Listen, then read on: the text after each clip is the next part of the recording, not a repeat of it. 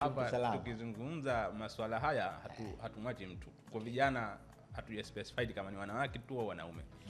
Ila tutawagusa watu wote, wanawake lakini pia tutawagusa na wanaume. Ijapokuwa kwa kiasi kikubwa sana tunaona ni wanaume, ila na wanawake pia wapo ambao wana na addiction ya kitu hiko. Okay. Addiction. Maana zaidi leo tutazungumzia zaidi yani ule uraibu wa hichi kitu wa kujichua. Lakini hapo sasa baada ya kuzungumzia uraibu tutazungumzia na madhara yake, kwa sababu tunaona leo wingi ile kwa labda sometime wafahamu madhara. Ndio maana akaona kiendea hichi kitu. Hivi kabla ya kuanza, kuna swaiba wangu mmoja, yeye alikuwa anapenda sana kula njugu mbichi. Sasa zile akifika wewe uraibu mwenyewe anaitwa uraibu. Yaani haiti karanga kwa vya uraibu to uraibu. Wewe babu wewe kanua uraibu basi. Kwa hiyo ngombe uraibu unajua kwamba hizo ni njugu. Unaelewa? Hizo ni karanga hizo. Mwenyewe ndo anakuambia uraibu yani. Kwa hiyo uraibu inakuwa ni kupenda kitu. Uraibu ni ile hali ya kutumia kitu kupitiliza na alafu kutokuweza kukiacha. Huo ndo unakuwa ni uraibu. Sasa hizi kuna mpaka social media addiction. Sawa, kuna hata uraibu wa kutumia mitandao ya kijamii. Kiasi ambacho kwamba yani wewe uwezi hata kukaa siku moja bila kutumia. Yani siku mtu ambayo simu yake itakuwa haribika ndio siku mtu atakapata matatizo ya wasiwasi kutokana na ule uraibu wa kutumia mitandao ya kijamii. Kwa hiyo tukizungumzia uraibu ni kitu ambacho mtu anakuwa anakifanya mara nyingi sana, lakini pia kitu hicho kukiacha kwake inakuwa ni ngumu. Kwa hiyo sasa ikiwa katika hali kama hiyo inakuwa inaleta athari katika afya yake ya akili, lakini pia hata vile vile katika afya ya mwili na mtindo wake wa maisha kwa ujumla. Ili mtu asiwe mraibu awe anatumia kwa kiwango gani hicho kitu? Ili mtu asiwe na uraibu awe anatumia kwa kiasi cha kati. Sawa, si kiasi kidogo sana wala si kiasi kikubwa. Hata akitumia kiasi kidogo sawa, lakini awe anatumia kwa kiasi cha kati ambacho hakitaweza kuletea athari katika maisha yake. Lakini pia awe na uwezo wa kukiacha. Kitu chochote kishokuwa na uwezo wa kukiacha, wewe hatukuwezi tukadefine kama wewe ni mraibu. Hicho kiwango cha kati hapa bado mwana hawa ndio umemwacha hapa. Hicho kiwango cha kati. Kwa mfano, mimi labda nina kibando changu kidogo chenyewe hicho cha shilingi 500 na washa nachungulia angalau kama kuna message vipya vimeingia, kama cha kujibu na jibu, nimezima data. Ndio. Pengine labda baada ya muda kadhaa mwingine ndo nakuja kuchungulia tena, hapa nakuwa ni mraibu au ndo iweje hicho kiwango cha kati? Tukizungumzia kiwango cha kati ni kile kiwango ambacho hakitaweza kukuletea athari katika maisha yako kwa jumla. Sawa. Una uwezo labda kwa siku, hata siku nzima mfano, ukaweza ukaacha wewe kutumia mitandao ya kijamii wala isiweze kuletea athari. Au unaweza hata ukaa wiki mfano bila kutumia mitandao ya kijamii au bila kutumia chochote, si mitandao ya kijamii tu, bila kukuletea athari ya kujisikia wewe ukaona sometimes mwingine watu hawapati usingizi sababu tu hawajafanya kitu fulani. Sawa, hapo ndo tunasema huyo ni mraibu.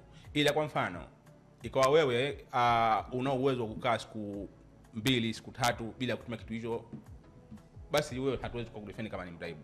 Au ikawa kama hivyo unachungulia tu dakika 2-3 unatoka unakaa tena kidogo sometime baada nini, sawa, ambao hakiwezi kukuletea athari. Yani in short, hii uraibu tunazungumza kitu kinakuletea athari ama kinakuletea madhara katika afya yako ya akili, lakini bado kile kitu bado unaendelea kukitumia. Kwa mfano hii mitandao ya kijamii, sawa, unatumia mitandao ya kijamii kuanzia saa 2 unafika mpaka saa 7 usiku, sawa, hulali, huzimi data, bando limeisha mwanangu, hapo unapambana tena unatia tena, ukienda sehemu hebu nipeni password ya kitonga unataka vitonga. Tuna saizi tunaona Zantel na nani hawa TTCL na pamoja mitandao ya simu hii, yani imeongoza katika kutuwekea ile wireless. Kila mtu saizi ana wireless vitonga. Wengine mpaka kwenye daladala sasa hivi wanaweka mpaka kwenye daladala. Hususa hizi daladala hususa haya mabasi ya mikoani ya saizi, ukiingia mule yani utatumia wireless mwanzo mwisho. Utatumia wireless mwanzo mwisho. Unakula kitonga tu. Kumbe itabidi mabasi yetu umeme nao kiwemo. Itakuwa ni vizuri sana hapo, lakini kwa ukai sana mule, lakini utapata japo kuperuzi dakika 2-3. Haya. Sasa tuende bwana katika mada yetu. Mada yetu inasema kwamba madhara ya kujichua kwa vijana. Mwasilishaji wetu wa mada ni Mr. Hassan Mbaruku Ali kutoka Zapka. Hebu tuanzie hapo. kwenye tuseme tunapozungumza kujichua kwa vijana. Yeah. Okay. Tukizungumza kitendo cha kujichua ama kitendo cha masturbation, hapa wengine wanaita punyeto. Yeah. Ni kitendo cha mtu kutumia mikono yake binafsi, kutumia mikono yake au kitu chochote katika kustimulate sehemu zake zile nyeti, sehemu zake zile za siri. Anatumia mikono yake au anatumia kitu kingine chochote kile katika kuweza kustimulate zile sehemu zake ambazo za siri kabisa. Swala hili inakuwa tunaona watu wengi sana katika jamii sasa hizi wanalo, na lakini pia swala hili linaweza kuleta athari tofauti kadha wa kadha. Lakini kabla ya kuingia katika athari yote ile, tufahamu hii sasa addiction, kwa sababu hii ni maana tu ya kwanza. Lakini masturbation addiction ni nini? Addiction sasa, ule uraibu sasa wa huo kujichua, ni hali ya mtu kushindwa kudhibiti tabia hiyo. Sawa, kuna ile kufanya kawaida, lakini kuna ile hali ambayo mtu inakuwa anashindwa kabisa kudhibiti kuweza kufanya tabia hiyo. Anashindwa kabisa. Baada ya kushaanza inakuwa tena ndo anakuwa ni teja sasa wa masturbation. Lakini pia akishajitia katika swala hilo, inakuwa kwake ni ngumu sana kuweza kuacha. Hapo ndo tunasema tupo katika addiction. Katika swala hili wafanyaji wengi sana ni vijana kuanzia miaka 14 mpaka 30, lakini wanaoongoza zaidi kuanzia miaka 14 mpaka miaka 17. Na hii si tu kwa wanaume, kwa sababu wale wengi sana wanafikiria kwamba hili swala hili ni kwa wanaume peke yao, lakini kiuhalisia hili swala linakuwa ni kwa wanaume, lakini pia vile vile na kwa wanawake pia. Katika jamii yetu kwa sasa, ukichukua vijana 10 shejecha, basi vijana 7 kwa mujibu wa tafiti zinaonesha wanao hili tatizo la kujichua, wanafanya kitendo hicho. Ukichukua vijana 10 tu kumwambia leo bwana ukienda sehemu kachukua vijana 10 kwa tafiti ambazo zinaonesha, basi vijana 7 basi wapo katika hili swala hili la kujichua. Lakini katika vijana hao 7, sawa, vijana 4 sawa wameaddicted, vijana 3 wanafanya tu wao wanaweza kaacha muda wowote. Kwa hiyo hili swala tunaliona kwamba limechukua kiwango kikubwa sana, na ni swala ambalo linaathiri watu wengi sana. Na tafiti zinaonyesha kwamba vijana wa kiume wanaongoza zaidi kwenye swala hili kuliko wale vijana wa kike. Vijana wa kiume wanaonyesha kwamba wanaongoza zaidi katika swala hili kuliko vijana wa kike. Halikadhalika kuna utafiti ambao ulifanyika katika Tanzania. Walionekana vijana takriban vijana 260. Watu walichukua sample ya watu 260, lakini katika 260 hao watu ambao vijana ambao hawajaoa. Sasa wakataka kufahamu watu sababu ni nini katika tafiti yao. Baada ya kufanya tafiti kwa kina, wakagundua kwamba vijana 29.4 ambao ni sawa sana watu 113 waliripoti kwamba wana tatizo hilo la masturbation, ambao hawajaoa na hawajaolewa. Maana kwa sababu tunazungumza kwa pande zote mbili. Lakini pia vile vile 17% ilikuwa ni wanawake. Ndio tukasema swala hili wanaume inakuwa wanaongoza zaidi kuliko wanawake. Katika hizo tafiti ambazo mmezifanya, bila shaka mlikuwa pia zinauliza maswali. Sababu zilionyesha ni nini? Sababu ambazo zilionyesha katika tafiti hizi, tunaona sasa hivi mitandao ya kijamii, masuala ya pornography haya, watu kuangalia picha za ngono, sawa, ndio ambazo zilikuwa zinaongoza kwa kiasi kikubwa sana, sawa, ambazo zilizopelekea watu hawa kuweza kufanya hili swala. Lakini tutakuja hapo alafu baadaye kidogo katika sababu tosha ama sababu ambazo madhubuti ambazo zinaonyesha kwa nini watu wengi sana wanajiingiza katika swala hii, katika kifungo hichi cha masturbation, ijapokuwa zinaletea athari katika maisha yao ya kila siku. Lina hatua zake? Hatua zipo na hawa. Lakini kabla kuna katika hatua, acha kwanza tuende katika aina, alafu tutakwenda katika hizo hatua. Aina hizi za kujichua ama tunasema ni masturbation, tunasema kuna aina mbili. Kuna ile ambayo ya kawaida ambayo tunasema ni normally masturbation, ambao watu wengi sana tunaona anafanya. Ndio tukasema katika watu 10 tukichukua watu 7 wanafanya hichi kitendo. Lakini katika hao watu 7 watu wanne sawa ni addicted, hawawezi tena kuacha. Lakini watu watatu wao wanaweza kuacha na kuendelea na maisha yao. Wanafanya kile wanaweza kuacha na kuendelea na maisha yao. Kwa hiyo kuna ile normally, kuna ile kufanya kwa kawaida. Lakini pia kuna ile compulsive. Sasa hapa ndo tunachoongelea zaidi ni ile compulsive, yani ile hali ambayo kufanya ambayo mtu kutoweza kujidhibiti tena kuacha. Wale wengi sana tayari wameshaingia katika sakata hili, lakini sasa hawajui njia gani za kufanya ili kutoka. Kwa hiyo tunaomba watege sikio katika radio hii na katika kipindi hichi wanaweza kupata ABC kitu gani wanaweza kufanya ili kusudi kujitoa katika uraibu huu wa masturbation. Kwa hiyo aina tulisema kuna aina mbili. Aina ya kwanza ni ile ya kufanya kwa kawaida, lakini pia aina ya pili ni ile ambayo ya kufanya bila kuweza kujizuia. Ya kawaida ile ambayo mtu anafanya, lakini mwisho wa siku akiamua kuacha, sawa, anaweza kaacha. Au labda kwa mwezi, labda anaweza kufanya mara moja, sawa, au anaweza asifanye kabisa. Lakini kuna ile ya addiction sasa ambayo ni compulsive. Mtu mara kwa siku anaweza kufanya mara 3, mara 4, mara 5. Sijui tumeelewana. Lakini pia sio hivyo tu. Anakuwa yani hawezi sometimes kupata hata usingizi. Zipo dalili tutakuja kuzizungumza hapa. Hawezi kukaa kwa furaha bila ya kufanya kitu hicho. Kwa hiyo tunaona hili swala linaumiza na linaleta matatizo mengi sana katika jamii zetu za Kitanzania, si tu za jamii za Kitanzania na hata dunia kwa ujumla. Tuende kwenye dalili. Tutamjuaje mtu huyu? Kwa kumwangalia. Tutamjuaje mtu huyu? Nataka tumjue sasa. Tutamjuaje mtu huyu sasa? Ama mtu atajijuaje yeye mwenyewe kama mimi sasa niko katika hali ya addiction? Sasa hapa tutege sikio kuzifahamu dalili. Mraibu huyo sasa.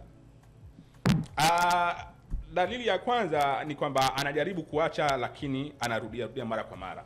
Yaani akifanya tu mara anasema bana hii leo ndio mwisho. Wengine wanaandika paka kalenda, wanaandika paka tarehe bana, tarehe 25 mwezi wa ngapi? Tarehe 26, 27 leo. Mwezi wa 8, 2026 leo itakuwa ndio mwisho.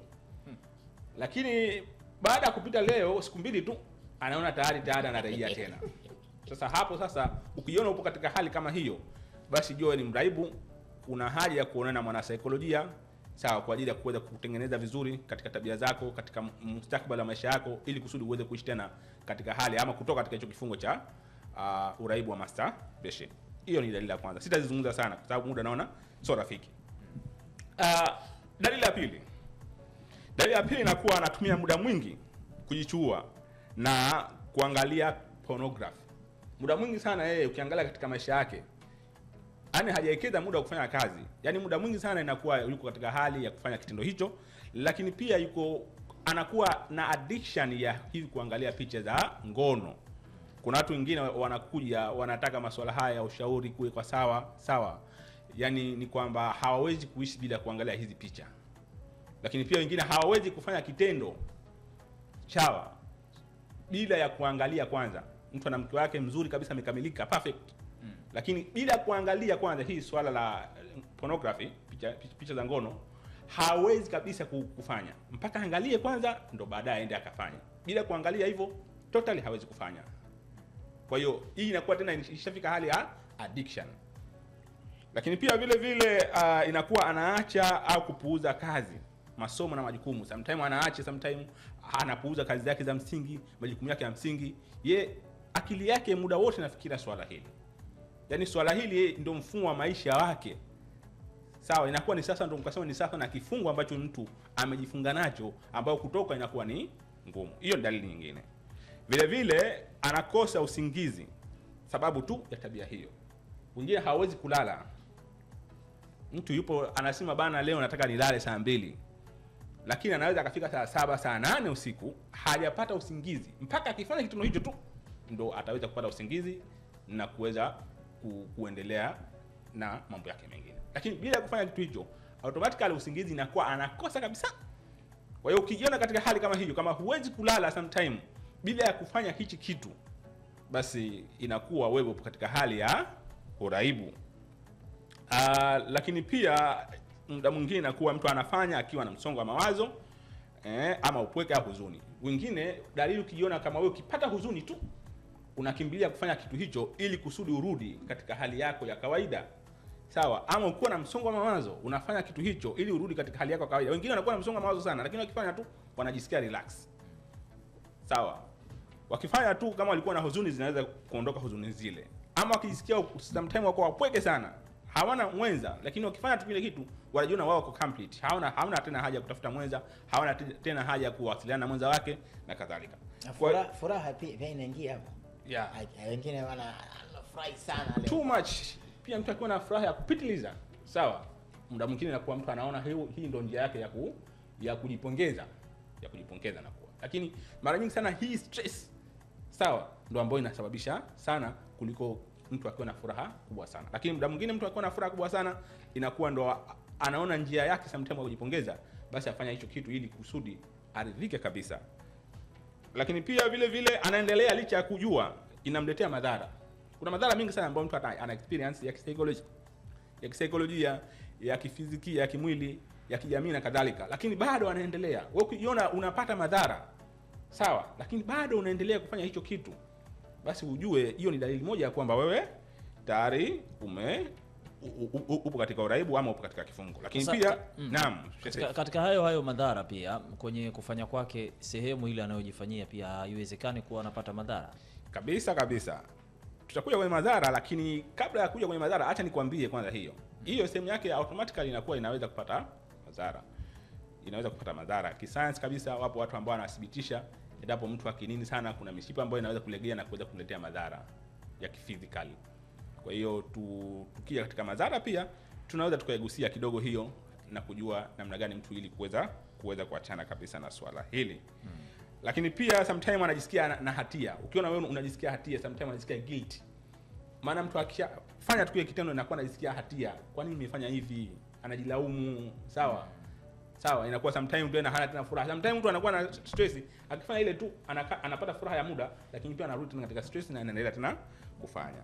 Lakini pia akiwa anahisi na msukumo mkubwa sana ambao ni vigumu kuweza kujizuia. Hizo ni dalili. Nimezizungumza kwa uchache sana. Hizo ni dalili ambazo wewe ukijiona katika hali kama hiyo, basi wewe ujue kabisa uko katika uraibu wa masuala mazima ya kujichua. Sasa kabla hujaendelea mbele, sijui kama nyuma uligusia hapo kidogo. Naam. Mara nyingi huwa inasukumwa na nini? Yaani mtu mpaka kuanza kufanya hicho kitendo. Yaani inasukumwa na nini na katika umri gani zaidi watoto au watu wao wanaingia katika hilo swala? Sawa. Ni umri kuanzia miaka 14 kwa mujibu wa tafiti inazungumza. Watu wengine wanasema kuanzia miaka 10 mpaka miaka 30. Lakini wengine wanasema kuanzia miaka 14. Ile kipindi cha puberty. Kipindi kile mpaka miaka 17 inakuwa ndio watu hapo wamekithiri. Sawa, wengine wanafika mpaka 30, wengine wanafika mpaka miaka 40. Bado watu wanafanya. Wengine tayari wameshaoa, wamo katika ndoa kabisa, wamo katika na wake zao. Lakini hawezi mtu. Sawa, mke wake hamuoni kitu kuliko kufanya kile kitu. Sio kama kiuhalisia ndio kina faida kubwa sana au ndio kinaletea pleasure nyingi sana. Hapana. Ile isipokuwa uraibu. Akili yake tayari ameshayaminisha kwamba kile kitu kinaweza kumletea furaha kuliko hata mke wake ambaye yupo ndani. Kwa hiyo miaka rasmi ni miaka 10 au miaka 14 mpaka miaka, kuna tafiti ambazo zinasema miaka 10 mpaka 17, nyingine miaka 14 mpaka 17 au wengine wamerefusha mpaka miaka 30. Hiki kipindi ndio inakuwa kipindi cha maji ya moto hichi. Mtu ndio anakuwa anafanya kwa kiasi kubwa sana ukilinganisha na miaka mingine ya kuendelea mbele. Na watu ambao wanaongoza sana vijana wa kiume ndio wanaongoza sana kufanya swala hili kuliko hawa vijana wa kike. Si tu wa kiume jamani, mpaka wanawake wanakuwa wanafanya, lakini walio wingi sana kwa kiwango kikubwa sana inakuwa ni wanaume. Ndio tafiti ambavyo zinaonesha. Kuna tafiti kadhaa hapa. Kuna tafiti ambayo ya Robin 2011 ambayo ilifanyika Marekani ikaonesha kwamba wanaume wanaongoza zaidi. Lakini pia kuna tafiti ya Mushi et al 2021 ambayo ilifanyika Tanzania na ikafika mpaka Zanzibar huku, inaonesha kwamba wanaume pia ndio ambao wanaongoza katika swala hilo. Nini kinasukuma? Ukiacha namba issue za pornography kuangalia na nini, kuna kitu kingine mindset ambacho kinasukuma kuingia katika swala hili? Sawa. Vitu gani ambavyo vinawasukuma? Ama hapo tunazungumzia, tunaenda moja kwa moja katika sababu. Ni sababu gani ambazo zinafanya watu waweze kuingia katika janga hilo? Msongo wa mawazo. Vijana walio wengi sana ambao walikuwa na msongo wa mawazo ndio ambao wanafanya hivi vitu. Wanafanya vitu hivi ili kusudi kujirejesha katika hali ya kawaida. Sawa. Hiyo la kwanza. Najua unafikiria unataka kuniuliza, najua mimi maana nakujua sasa kusoma. Nishasoma nikizungumza kitu ambacho bado huja nini na kujua huwa. Subiri nitakuja nyingine zitakugusa. Nitakuja nyingine hiyo si kwanza. Subiri kwanza. Yaani hapo kwa kusema namba msongo wa mawazo. Mtu anakuwa na msongo wa mawazo. Ndio. Kijana ambaye pengine hajaanza kuingia kwenye mahusiano bila shaka hawezi kupata hisia kwamba hicho kitu kinakuwa vipi. Kwa nini msongo wake wa mawazo upeleke katika swala hilo? Yaani haisi kwamba mimi hicho kitu nikifanya ndio nitajisikia afadhali wakati pengine ndio kwanza miaka 14 10 ngapi ndio kwanza unakimbilia kwenye au 10 kwenye tafiti nyingine hizo kwenye 10. Tuzungumze hapa kwenye puberty. Sawa. Vijana wingi sana ambao tunaona wanaongozwa kwa msongo wa mawazo ni vijana ambao wako katika hali ya adolescent. Early adolescent kama ni early adolescent, middle ama late. Nakuja. Early adolescent. Sawa. Kile kipindi ambacho mtu ameanza kupata puberty. Sawa, anaanza kuona vitu ambavyo vilikuwa si vya kawaida katika maisha yake. Sawa. Kama ni mwanamume anaanza kuona vitu ambavyo vilikuwa si vya kawaida. Mbona mimi natoka hichi? Mbona niko hichi? Anaanza kuona udadisi. Sawa, lakini pia kuna hawa peer pressure. Ni sababu nyingine ya kufanya watu wafanye hichi kitendo, peer pressure. Wale watu ambao wamezunguruka, mazingira yale ambayo yamezunguruka. Kuna watu tayari wanaangalia hivi vitu lakini pia wanashawishiana. Ukifanya hivi utajisikia hivi. Ukifanya hivi utajisikia hivi. Ukijaribu ndo tayari umeshaingia katika shimo. Huwezi kutoka, hata mtu akikupa mkono huwezi kutoka tena. Kwa hiyo watu wengine kwa udadisi. Sababu nyingine ambayo inasababisha kufanya swala hili ni curiosity, hata kutumia madawa ya kulevya. Sawa, ni vijana ambao wanaongoza. Sababu gani? Curiosity. Mtu anataka ajue, je, nikivuta bangi nitajisikia vipi? Sawa, baada ya kujaribu ndio sasa tena ndo anakuwa ni teja sasa. Kwa hiyo kitu kingine ambacho kinasababisha ukiachana na hii stress ni moja wapo tu. Maana ilikuwa nizipange kuja ndogo ili niepuka maswala ya dahasha. Ilikuwa nizipange kubwa kuja ndogo. Lakini kiana ndogo kuja kubwa nadhani tutaenda hii point moja.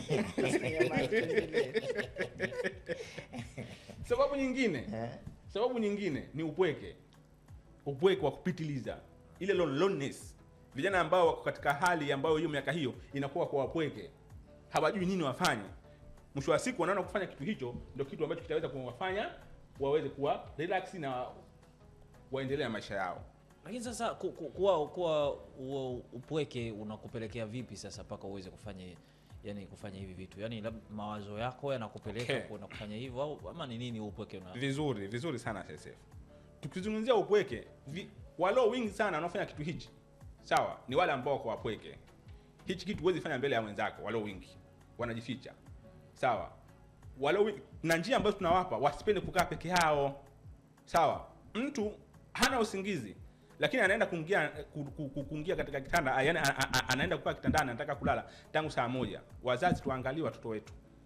Sawa, anakaa tangu saa 1 anasema mtu analala lakini unafika mpaka saa 7 bado mtu unaona hajalala au saa 5 saa ngapi. Ile kukaa peke yako, ile mazingira ya kukaa peke yako tu. Yale mazingira ya kukaa peke yako yanakusababisha watu kufanya vitu ndio hivi. Wala wingi wanaokaa peke yao. Sawa, wanasababisha kufanya vitu hivi. Wengine wanafanya vitu hivi chooni tunasema. Lazima tuangalie, unaona mtoto ameingia, sawa, takribani nusu saa nzima. Unajiuliza jamani huyu ana tatizo gani? Muda mwingine inakuwa ndo anatumia sehemu hiyo ya upweke. Faragha tunazungumza hapa chef. Mpenzi wake chooni. Kuona mpenzi wake chooni ambaye. Faragha. Sijui tumeelewana chef? Kwa hiyo hii ni sababu nyingine ambayo inasababisha watu kuweza kufanya hili swala hili. Lakini pornography ndio ambao ni kubwa. Pornography hivi kuangalia picha hizi za nini? Watu wanalani kwa mujibu wa Albert Bandura ni kama mtu analani kwa kuangalia.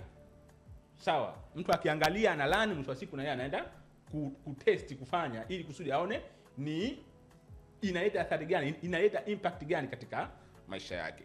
Wasiwasi na huzuni, sometimes mtu anapitia wasiwasi na huzuni, hajui nini cha kufanya. Muda mwingine amesalitiwa na mpenzi wake, hana mwenza, hana mtu kubadilishana ya mawazo, sawa? Anaona yeye kwani nisifanye hivi tu na kuendelea maisha yangu. Lakini pia vile sometimes inakuwa mazoea yale. Ndio mtu anakuwa hawezi kuacha. Mazoea tayari ameshazoea. Kitu chochote ambacho umekizoea kukiacha inakuwa ni ngumu sana. Tabia jamani. Sisi ambao wana saikolojia ambao tunadili na tabia, kurekebisha watu tabia, tunapata tabu sana.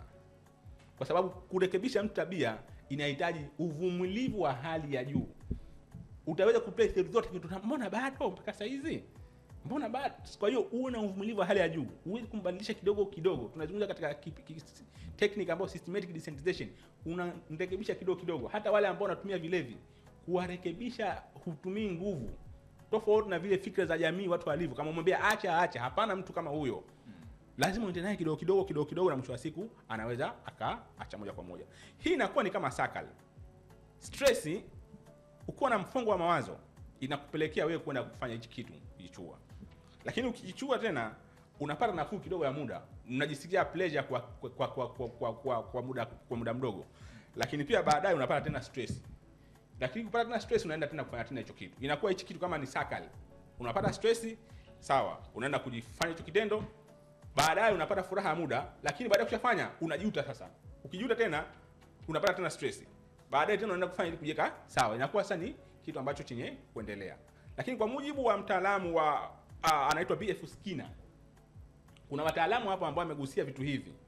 BF Skinner ni mtaalamu nguli sana wa masuala ya saikolojia. Anasema kitu chochote kile ambacho utafanya utapata furaha, kitakuletea pleasure, basi kitu hicho kuna possibilities kubwa sana ya kuweza kukiendeleza mpaka mwisho wa maisha yako. Sawa, ndio maana akaeka kama watu either akifanya kitu kizuri apewe zawadi, lakini pia akifanya kitu kibaya anyimwe zawadi au apewe nini, adhabu. Kwa hiyo hii inaonyesha nini? Kwamba watu wengi sana ambao wanafanya kitu na akajisikia pleasure, basi kitu hicho anaweza kuendelea sana, kwa mujibu wa mtazamo wa BF Skinner, kwamba kila mtu ambaye anafanya swala hili ni kutokana na ile rewarding. Sawa, kuna dopamine ambayo inatolewa katika akili. Kama mtu anayefanya masturbation ni sawa sana mtu ambaye anatumia vilevi. Kuna kitu ambacho kinatoka katika akili yake ambacho kinaitwa dopamine, hii neurotransmitter. Hiyo ndo ambayo inamfanya yeye kujisikia furaha. Ikitoka hiyo automatically ndio inamfanya kujisikia furaha na kufanya kitendo hicho aweze kukiendeleza. Yeah. Endelea. Acha niendelee. Endelea wewe, niendelee mimi. Twende. Haya, Endelee. Haya. Kuna wataalamu mbalimbali ambao wamezungumzia masuala hayo. Wa kwanza akiwemo Sigmund Freud. Huyu ni father of psychology. Alizungumza kama kuna sexual desire ambazo mtu inakuwa hawezi kuzicontrol, ndio maana wakawa watu wanajipelekea kufanya mambo hayo. Sizielezei sana kwa sababu sasa nitastopishwa hapa nidasha. Wa pili alisema ni BF Skinner. Huyu anasema kwamba pleasure ama reward, mtu ambaye anafanya kitu alafu kaweza kikamletea furaha ama kikamletea pleasure, ndio kitu hicho anaweza kukiendeleza. Lakini mwingine pia anaitwa Albert Bandura. Alizungumza kwamba mazingira, sawa, mazingira yana influence sana kufanya vitu hivyo, vile vile kwa watu kuona, sawa, lakini pia social pia pressure, zile kundirika wale wanakupelekea sana kufanya vitu hivyo ama kuwa katika tabia hiyo. Lakini pia kuna R.T. Buck, huyu ni mtaalamu wa cognitive behavior therapy, alizungumza pia fikra za mtu ndio ambazo zinampelekea kuingia katika hali hiyo. Mindset, sawa, fikra za mtu ndio ambazo zinapelekea kuwa na hisia fulani, na hisia fulani ndio ambazo zinapelekea kuwa na tabia fulani, na tabia fulani ndio ambazo zinapelekea kuwa na vitendo fulani, kwa mujibu wa mtazamo wa mtaalamu huyo. Nazungumza haraka, lakini pia kuna mtaalamu mwingine anaitwa John Bowlby. Huyu John Bowlby alizungumza masuala mazima ya attachment, ile loneliness, ile kuwa upweke, lakini pia kukosa ile secure attachment, kukosa wale mwenza ambaye alikuwa secured, hupati furaha muda wote, migogoro na nini, ndio ambao sometimes inampelekea mtu kuingia katika mambo haya, kaona ni bora tu awe mke wake ni mikono wake kuliko kuna kutafuta mtu mwingine ambaye ataweza kusababishia stress. Halikadhalika kuna Lazarus and Folkman. Hawa ni wataalamu wa stress coping mechanism. Alizungumza kwamba watu ambao wanafanya hivyo ni wale ambao wana stress ya kupitiliza, na wanafanya hivyo kwa ajili kama coping, kuweza kuendana ama kukabiliana hizo stress ambazo walizokuwa nazo. Tuone kwenye athari. Athari ni zipi ambazo zinapatikana? Athari ni zipi ambazo zinapatikana katika masuala haya? Athari ya kwanza ni athari za kisaikolojia. Athari zinaongoza sana athari za kisaikolojia. Athari zipo nyingi sana, lakini nitazigusa chache. Kuna za kisaikolojia, kuna za kimwili, kuna za kiakili, lakini nitakanizichanganishe tu ili nipunguze ile kuzungumza sana, muda mwingi sana.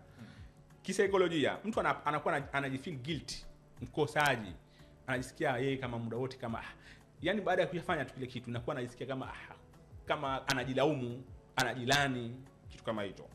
Lakini pia shame, sometimes mtu anajisikia aibu, kwa nini mimi niko hivi, kwa nini hivi na hivi, yani muda wote japo kwa haonekana na mtu anajisikia aibu, kwa nini mimi niko hivi, kwa nini mimi siache, kwa nini sifanye hivi, anajiuliza maswali mengi sana ambayo mwisho wa siku hapati jibu, au kujisuta kwa kile ambacho anakifanya, kujisuta kwa kile ambacho amekifanya. Lakini pia anakuwa mtu na anxiety, wasiwasi, anakuwa na wasiwasi sana. Je, mimi jamani nikija nikioa nitaweza kumhimili mke wangu, nitaweza kufanya hichi, anakuwa na maswali mengi sana ambayo mwisho wa siku hapati jibu kutokana anxiety, ama muda mwingine mtu huyu tatizo jingine inakuwa muda mwingine anakuwa anajitenga, anaona yeye hana tena maana na nini na kadhalika. Lakini kwa nini inakuwa hawezi kufikiria kwanza kabla ya kufanya?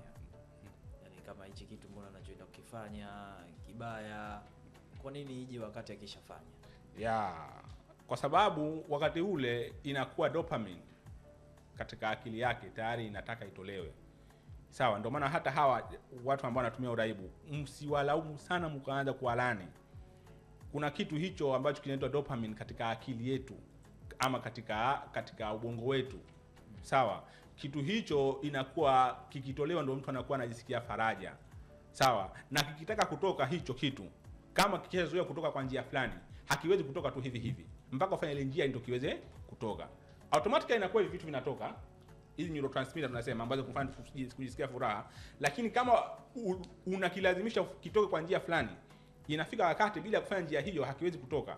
Kwa hiyo inakuwa muda ule akili yake haifanyi kazi vizuri zaidi kuliko hisia. Anaendeshwa sana na hisia zake. Hisia zake ndio ambazo zinampelekea kufanya kitendo hicho kuliko hata vile kufikiria. Yaani hafikirii kabisa. Hata wale ambao wanatumia dawa kulevya hafikirii kabisa kwamba nikitumia hivi itakuwa vipi. Sawa, kutokana na ile dopamine ambayo tayari inataka muda wote itoke. Na akifanya vile ndio ile dopamine ndio tayari inatoka. Ikishatoka, mwisho wa siku ikishakaa katika hali ya normal ya kawaida, ndio sasa mtu anaanza kujilaumu. Kwa nini nimefanya hivi? Lakini tayari imeshatoka. Ameshajisikia pleasure. Alafu ndio hapo anaanza kujilaumu. Automatically ndio inakuwa ni hali kama hiyo. Athari nyingine, sometimes mtu anaweza hata kukosa usingizi. Sawa, kukosa usingizi kabisa kutokana hajafanya kitu hicho. Kwa hiyo ni athari nyingine. Anakosa usingizi kabisa. Anatumia muda mwingi sana katika kuangalia masuala ya pornography. Sawa, lakini pia anatumia muda mwingi sana katika kufanya vitendo hivyo na anakosa usingizi kabisa.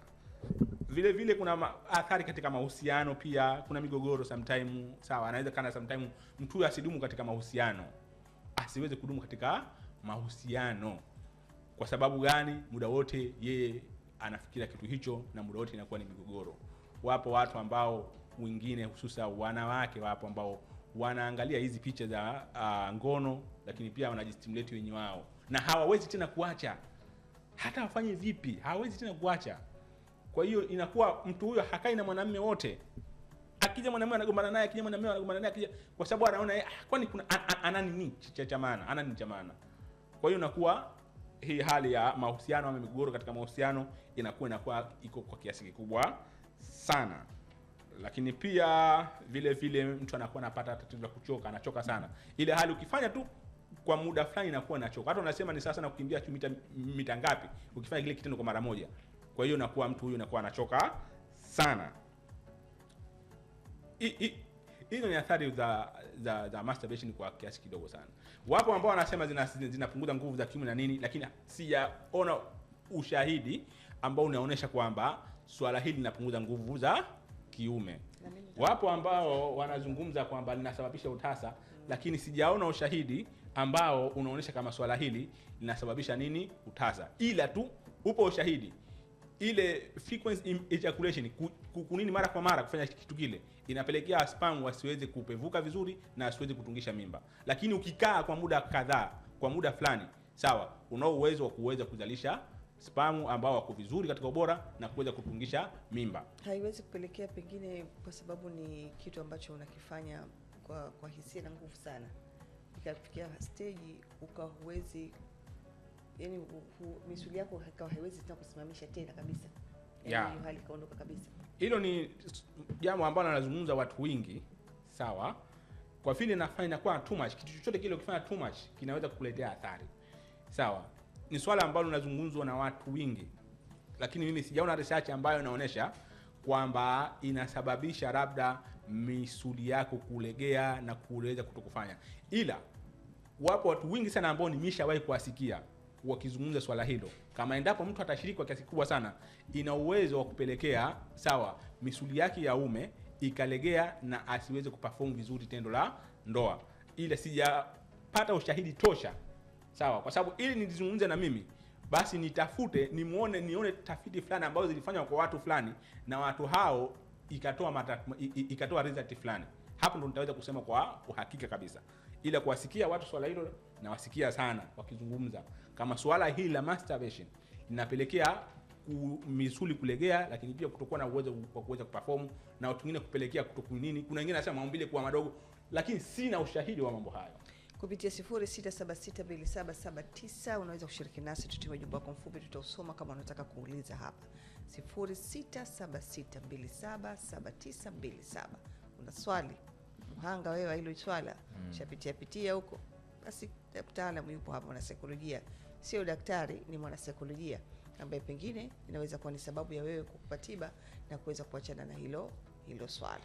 Sawa, njia zipi ambazo tunaweza kumsaidia, ama zile kabla ambazo mtu akishaanza kujiona tu kwamba ana dalili za kuelekea huko, anaweza kuzitumia ili kujikinga asiingie kwenye athari za moja kwa moja? Vizuri sana, swali zuri sana ndugu mtangazaji. Sasa twende kwenye njia zipi ambazo tunaweza tukamsaidia. Twende kwenye tiba sasa. Tumalizie hapa kwenye tiba. Alafu tena ndo tutaangalia sasa kama kuna nini tutaweza kunini.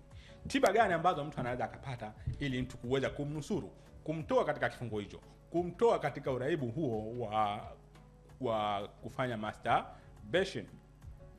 Njia ya kwanza na ya kitaalamu zaidi, counseling ama tunasema psychotherapy. Sawa, swala lolote ambalo linahusiana na tabia bila kuonana na mwana saikolojia, swala hilo kulidhibiti na kuwa ni ngumu. Mtaalamu, ukitumia dawa kabla kidogo kwenda mbele turudi nyuma kidogo. Umetuambia kwamba hiki kitendo ni cha siri. Ndio. Maana mtu hawezi akakaa mbele akadamnasi ndio akasema anafanya hicho kitendo. Ndio. Maana yake ni siri. Sawa sawa. Na umetupa dalili, lakini dalili zenyewe mtu inawezekana tu akajua mimi mwenyewe mtaalamu ananimo tu ananigusa. Lakini pengine Asha hajui kama mimi nimo ama simo. Mzazi hapa anaweza sasa akakaa tu akamwambia, "Hey, njoo mwanangu leo nikupe counseling hapa, nikupe ushauri hapa. Kuna 1 2 3." Wakati pengine sasa hujamuona na hichi kitu akawa anafanya. Manake mambo umetuambia kwa siri, sio kwa ushahidi. Ndio. Unifahamu? Sasa hapa tunampaje ushauri wakati mtu wenyewe mimi sifanyi hivyo bwana. Hata kama akifanya hasemi. Ila yeye mwenyewe kama yeye, sawa, akiweza kuona yupo katika hali kama hizo, sawa, akiweza maana sometimes mtu anajiassess. Wanaofanya wanajijua, si lazima uambie, sawa? Si lazima uambie kama wewe unafanya. Wanaofanya hili swala inakuwa wanajijua automatically. Na wakikaa mwenyewe maskani kama unasema Dasha, wanahadisiana. Lakini kwa mzazi utaweza kujua vipi? Kwa mzazi kujua ni ngumu kwa sababu hili swala la siri. Lakini ukimwona mtoto wako vitendo vyake vinaanza kubadilika, sawa, anaingia chooni, anakaa sana, sawa, moja akikaa chumbani pengine kaenda kulala toka saa 1 halali, wasikia, au ameenda chumbani mtu amesema anakaa anaenda kulala tangu saa 1, lakini unamwangalia mtu huyo, ukimwita anaitikia Sefu ukimwita anaitikia bado basi kuwa na wasiwasi naye. Sawa, kuwa na wasiwasi naye. Kwa hiyo kwa kuwafahamu, kwa kuweza wazazi kujitamani ni mara chache sana. Mara chache sana. Ni vyema nadhani kuzungumza nao, kueleza kwamba pengine katika zile stage za mabadiliko tunatakiwa tuzungumze nao, si ndio? Inatakiwa tuzungumze nao. Unabidi umwambie pengine kwamba unaelekea kwenye 1 2 3, lakini unaweza kukumbana na mhisia 1 2 3, lakini unaweza kutokezea au kaka maskani mkaambwa hivi na hivi na hivi. Peer pressure. Katika peer pressure. Ni muhimu sana wazazi wakae na watoto wao. Mzazi akae na mtoto wake, wala asione tabu kumfahamisha. Mara moja niliwahi kuhudhuria semina fulani, lakini ilikuwa inasema masuala ya afya. Daktari mkubwa kabisa alikuwa anazungumza, kuna kijana alipewa mke. Ndio hiyo miaka 40 nao. Lakini hiyo kitu ishamwathiri kwa asilimia kubwa sana. Yaani hawezi tena kuhimili hivyo vitu. Kwa hiyo mke yumo ndani, lakini kila siku anampa sababu. Itabidi akamtafute daktari amuelezee sasa. Lakini anasema daktari kwa hali aliyofikia sio rahisi tena. Na hii Dasha inakuwa inaathiri sana saikolojia. Sawa, inaathiri sana saikolojia.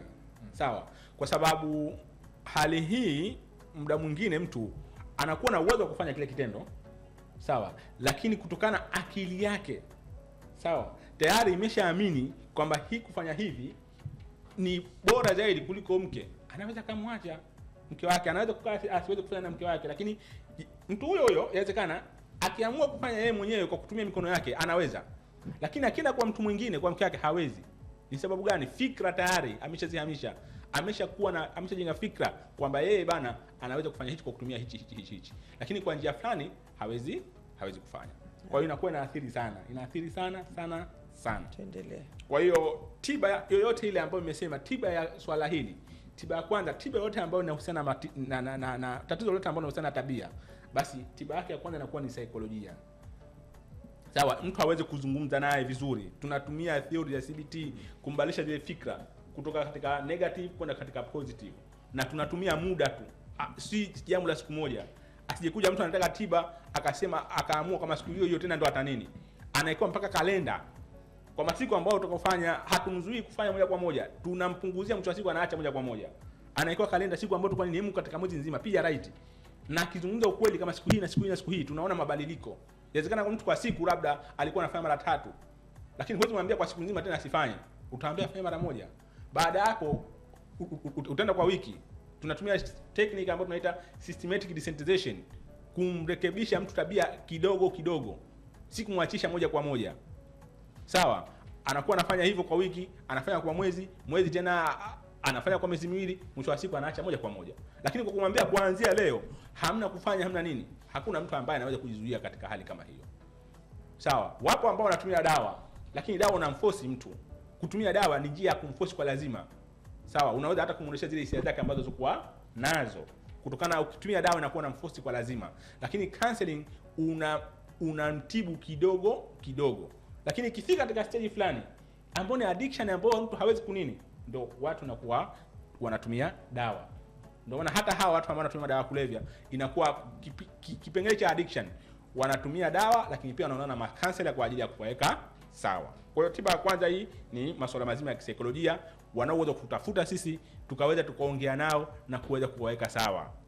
Lakini pia vile kutambua nini ambacho kinapelekea trigger, kitu gani kinapelekea.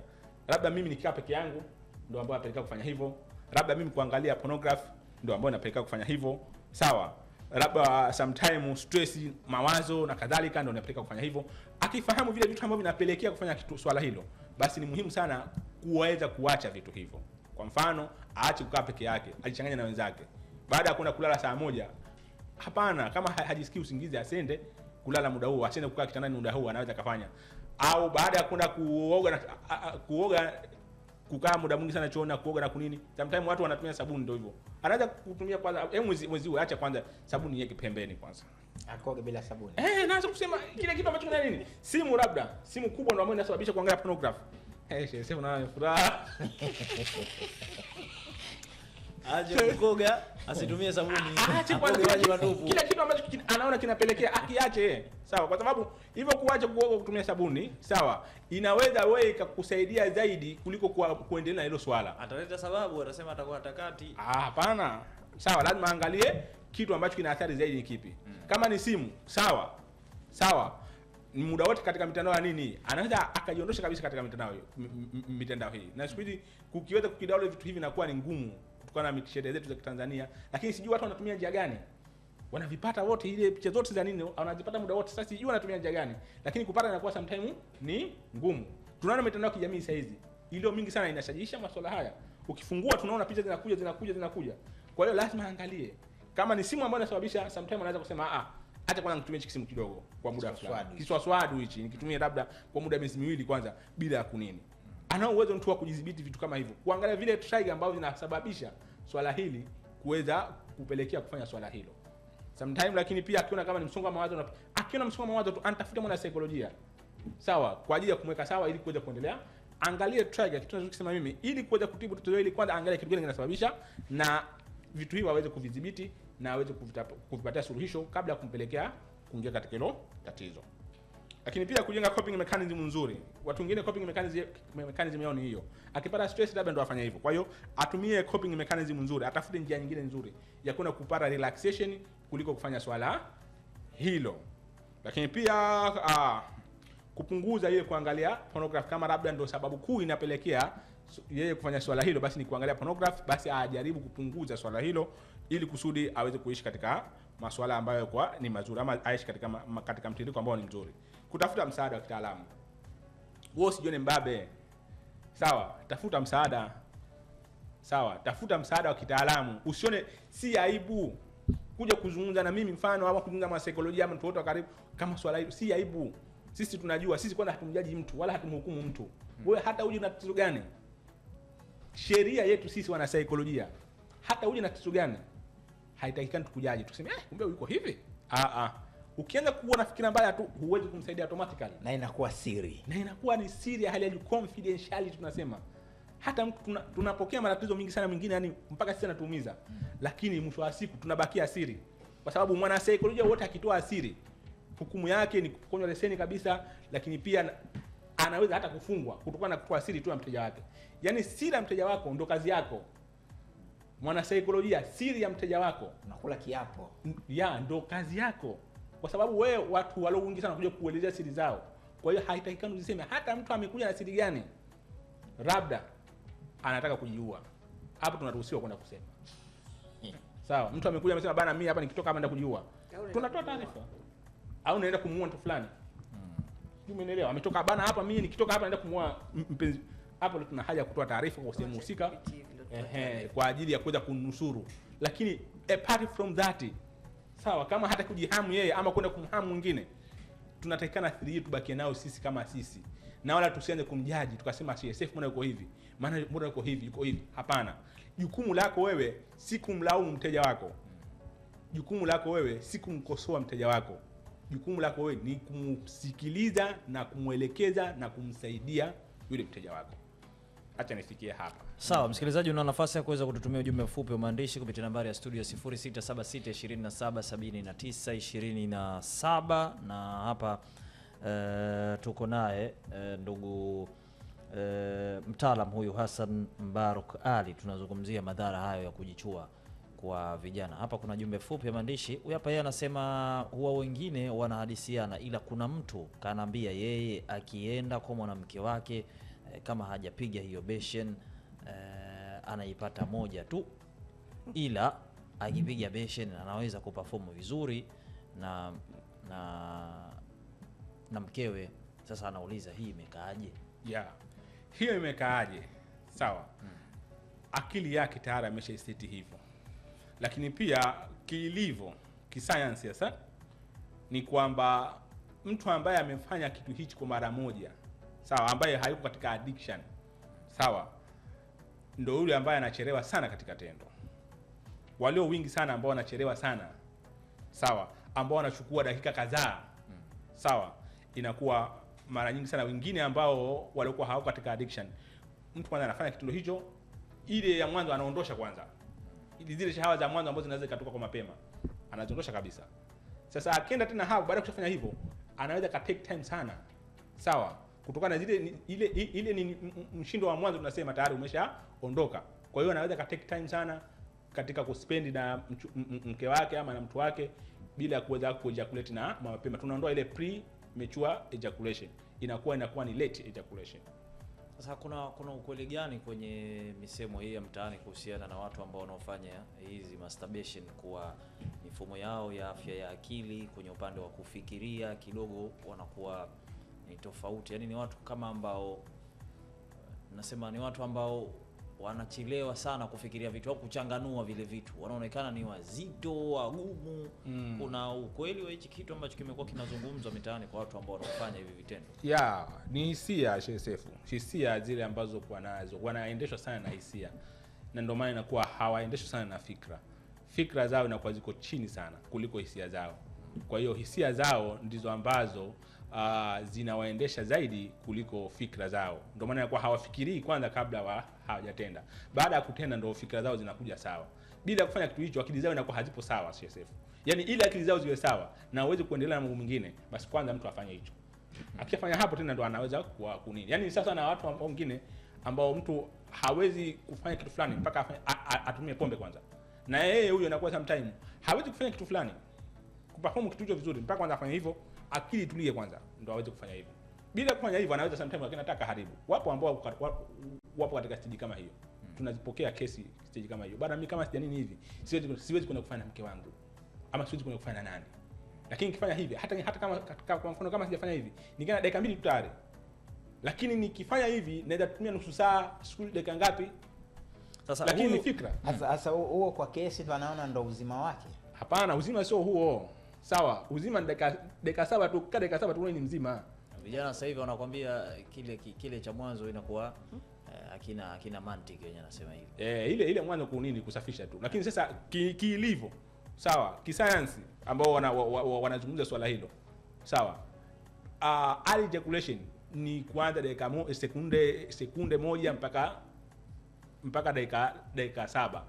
Sawa. Ukizidi dakika 7 wewe si early ejaculation. Wapo dakika 1 tu na nini, dakika 2, dakika nini. Lakini ukifika dakika 7, ukitua dakika 7 pap uka-ejaculate, wewe uko katika hali ya normal.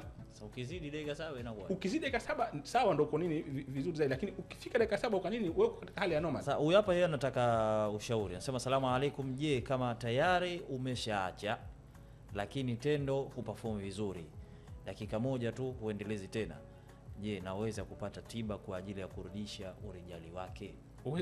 Uweza kupata tiba upo. Uweza kupata tiba kwa njia ya saikolojia upo.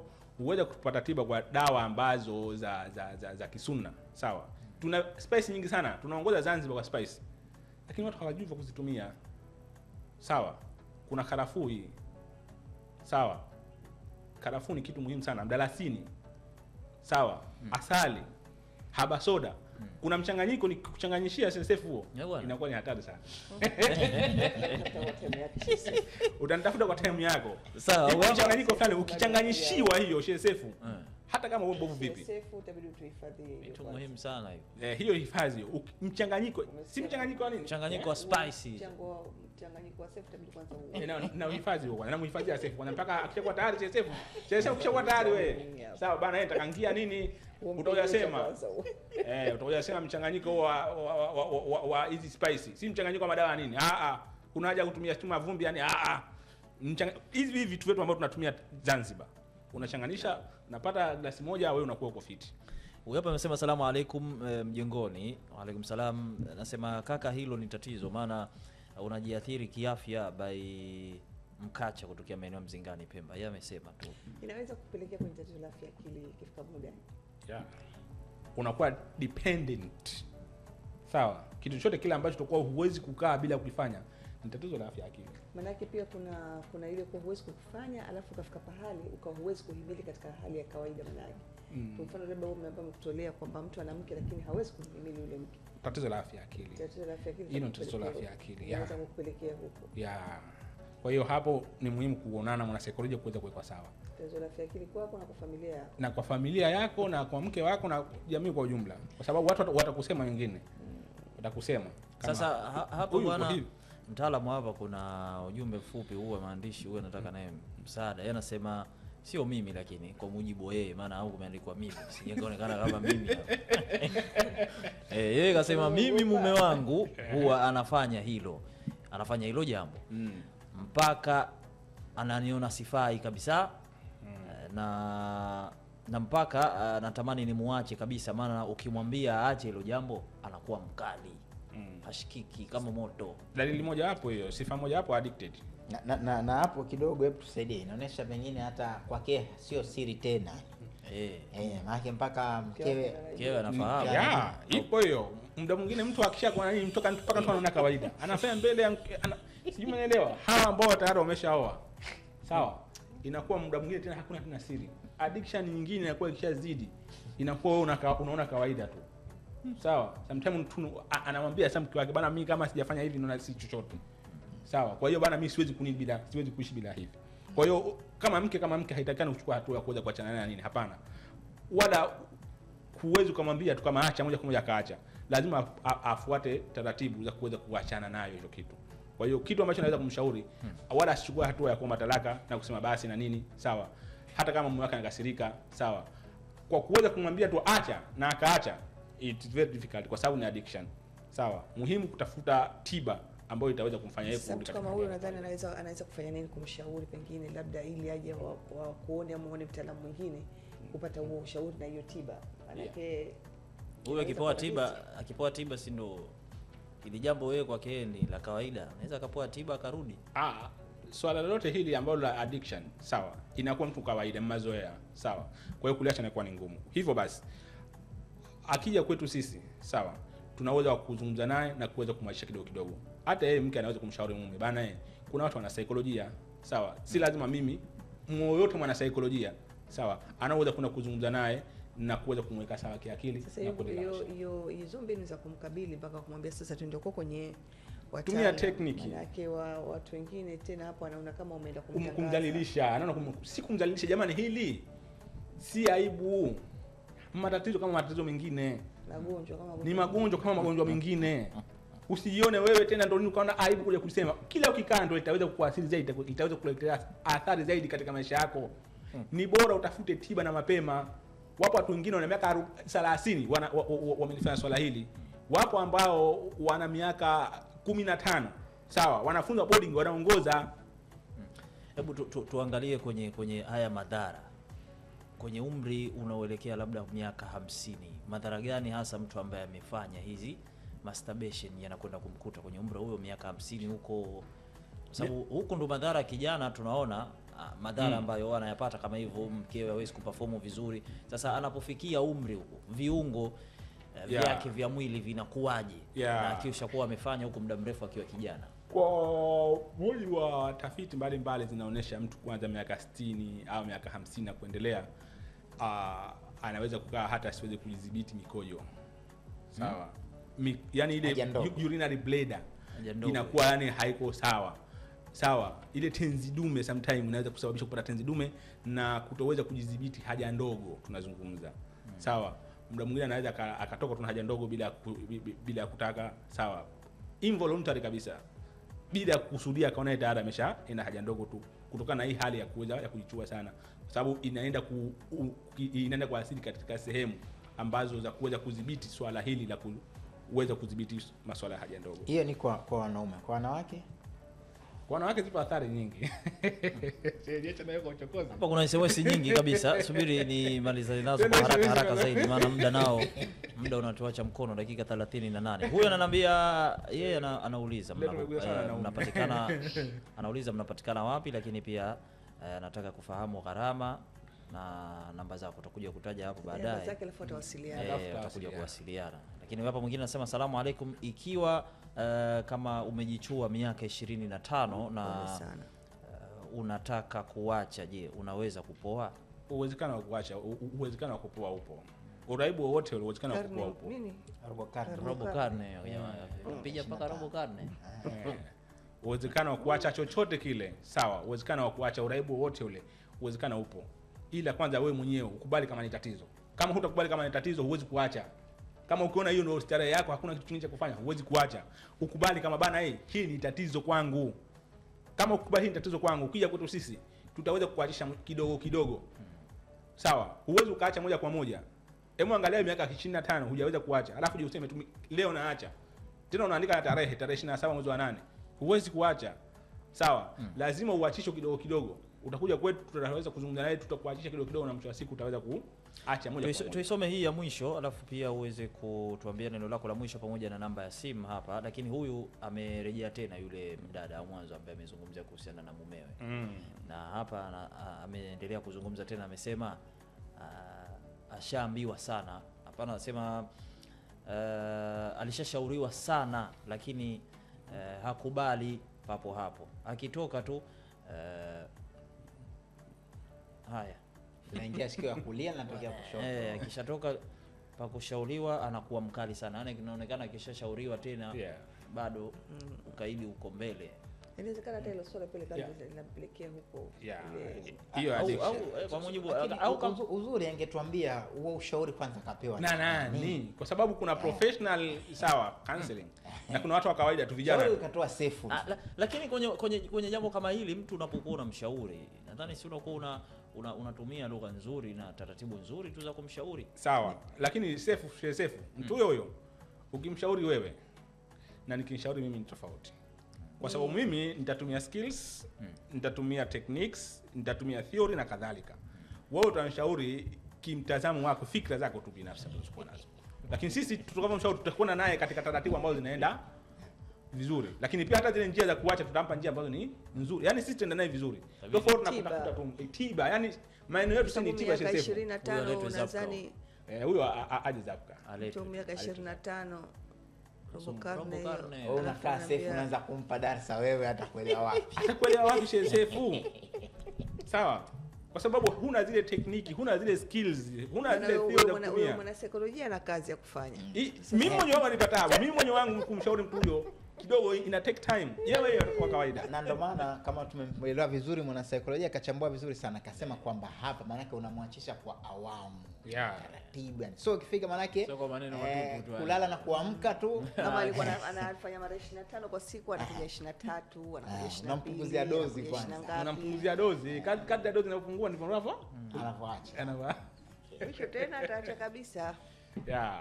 Sawa, SMS zinazidi kuingia bana, nyingi kwa kweli. Tupitie tatu za mwisho basi. Tatu za mwisho Haya.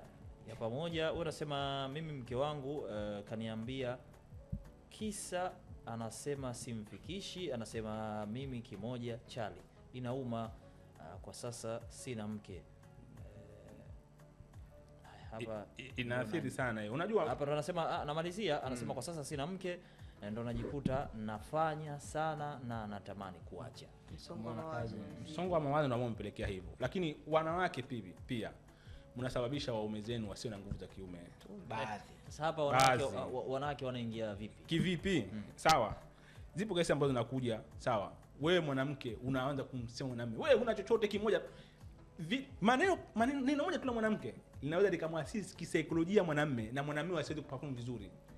Sawa, lakini wewe mwanamke ukiweza kumpatia mtu wako maneno mazuri, sawa, unamfanya ajenge confidence. Kwa hiyo hata kama kile kimoja ukisifu. Sawa, sifu. Sawa. Swala jingine la kuzungumza uongo sehemu nyingine, sawa, ni jambo ambalo ni zuri. Sio kila uongo ambao ndio una athari. Uongo wenye faida. Uongo wenye faida, white lie tunaita hiyo. Sawa, mwambie bana umejitahidi leo hivi na hivi, kila siku mpe moyo. Lakini wewe mtu akimaliza tu atakatukana, hapana, inakuwa hapo ni mtihani. Unamfanya yani, ukizungumza wewe swala hilo na ukianza kumlaumu mtu wako, jua kwamba ndio unankandamiza zaidi na kato hata nyanyuka juu. Sawa na mtu ambaye pengine labda anatafuta mtoto, lakini kila akitafuta mtoto akifika tu pale unaanza kumshambulia wewe uzai. Unaanza kumshambulia uzai, ndio utazidisha stress na asiweze kuconceive kupata ile ujauzito. Kwa hiyo tuepuke hatari kweli kuwanyanyasa, kuwazungumza vibaya waume zetu. Sawa, wanawake bana mume wangu hivi na hivi. Akimaliza tunaanza kununa. Hapana. Wakati mwenzio kumbe wakati mwenyewe ndio unamuumiza zaidi. Sasa hapo kuna zile wale ambao wakikaa wengine wale vibaraza umbea wale. Yaani ndio anakuta anamwaga mkeka wote. Ni mtihani. Wewe unasema hii, yani huu ndo mtihani zaidi. Wewe mwenyewe amekushinda, unaenda kuhadithia na wengine. Wewe unapata faida gani? Hebu jiulize wewe, unapata faida gani kwenda kuambia mashoga zako mfano, ama kwenda kuambia rafiki zako na kadhalika, kitu kama hicho? Unapata benefit gani? Isipokuwa ni kumdhalilisha mume wako na mwenyewe tu kuonekana wewe ndio. Mwingine wake hawatoi siri, wanatoa michepuko pembeni, kachepuka huko mume. Kuchepuka saluni. Endelee. Au bado wezi bado zinaingia sensefu. Lakini muda tuangalie kwenye haya ambayo yanatokezea mtaani. Sasa mtu unaweza ukamsaidia vipi sasa kama atakuwa haiwezekani, yani anakuambia kabisa, yani mimi siwezi, ndio kitu ambacho anachokipenda hicho. Tamsaidiaje? Mtu tamsaidiaje? Shesefu, hilo swala ni swala kuja kuonana na sisi. Kwa sababu hata tukizungumza hapa bali utakuwa sio msaada, bali itakuwa ni maelekezo tu. Sawa, ila wewe ambaye unafanya swala hili, kwanza usianze kujilani, usijilaumu, sawa, wala usijisikie aibu. Njoo kama na saikolojia, sawa, zungumza naye, sawa, tunaweza sisi tukukusaidia. Halafu jiulize wewe, tangu siku ambayo umeanza swala hili, miaka 25 mfano, miaka 15, miaka 5, miaka mingapi, ni faida gani ambayo umepata? Mtu hawajiulizi jamani. Na kidini ni dhambi pia. Dhambi kidini, kiupande wa dini ni dhambi. Jiulize wewe, ni faida gani ambayo umepata? Hebu wewe kama mwenyewe jiulize tu. Hebu jamani, tangu siku nilianza na huu swala hili, yani sasa na mtu ambaye anavuta sigara, ajiulize faida gani ambayo nimepata? Kwanza ni faida gani? Niteketeza pesa zangu. Kama hakuna faida, je, kuna haja gani ya kuendelea swala hili? Kama hakuna faida ya kitu ambacho nimekifanya, je, kuna faida gani ya kuendelea swala hili? Sasa kama hakuna faida, Kwa nini sasa nisiache? Na kama nitakuacha, ni njia gani nitumie sahihi kwa ajili ya kuacha hili swala? Njoo kwetu, tunapatikana Zabka pale. Zabka ambao Zanzibar Psychological Counseling Association mchini Mwanza Zanzibar, na namba ya simu ni 0777 77 21 61. Ngine ndio alikuwa anatoa lock 0777 za zamani hiyo 77 21 61. Narejea mara mwisho. Mtaje tena taratibu. 0777, yani 7 ziwe 3. Alafu 77. Baada ya 73 tena 77 21 61. Hiyo ndio namba yangu. Tunaweza kuja kuongea vizuri kwa usiri wa hali ya juu na tukaweza tukasaidiana. Na kama ni swala ambalo linahitaji medication pia tunaweza tukashauriana kwa njia ya medication. Kwa sababu kuna mambo mengine haya SHSF counseling peke yake haendi. Tunazungumza counseling, lakini pia kama kuna tiba ambazo za kupata dawa unaweza ukafanywa referral. Sawa, tunazo connection mental hospital na sehemu nyingine za kuweza kupata referral na kuweza kurudi katika hali ya kawaida. Sawa. Tumekamilisha. Kamilisha hivi. Kwa kuna mmoja aliuliza Malipo tukiwasiliana tutazungumza. na huyu nadhani anataka msaada mkubwa kwa kweli, huyu mdada ambaye amezungumza kuhusiana na huyo mume. Tachukua namba. Nadhani nitachukua kwa sababu bado unaweza kwanza wewe ukafika kwa mwanasaikolojia wewe mwenyewe. Yeye mwenyewe kwanza ameathirika kwa sababu hapendi hiyo hali. Sawa? Hapendi hiyo hali. Sometimes unajua wauguzaji wanaathirika zaidi kuliko wagonjwa. Sawa? Yule ambaye anakaa na mgonjwa hospitali ndio anaumia zaidi, anaathirika zaidi kuliko hata yule mgonjwa mwenyewe ambaye yupo pale hospitali. Na muda mwingine huyu mke ambaye yupo na huyo mume kama design kama hiyo, ikawa anaumia zaidi, anaathirika zaidi kutokana na kitendo cha mume wake kuliko hata mume mwenyewe, anajiona kawaida tu. Kwa hiyo yeye mwenyewe kuna uwezekano wa kuja tukaweza kuzungumza naye kwanza. Anaweza kaja yeye kwanza akazungumza naye ukampa mbinu za kuweza kumshawishi huyo mtu. Yes. Sawa bwana, tulikuwa na mtaalamu hapa Mr. Hassan Mbaruk Ali na tumezungumzia madhara ya kujichua kwa vijana. Mengi zaidi ameyazungumza, lakini pia namba za simu hapo zimeachwa, na kama utakuwa unataka ushauri zaidi wa ndani unaweza ukaonana naye, na ofisi zao ameweza kuzitaja zipo sehemu gani. Sasa twende tukapate breki ya burudani kutokana na haya ambayo Mr. Mbaruk leo umetuachia. Inabidi burudani tuipate. Sawa. Huyu hapa Darasa anakuambia kama unanipenda.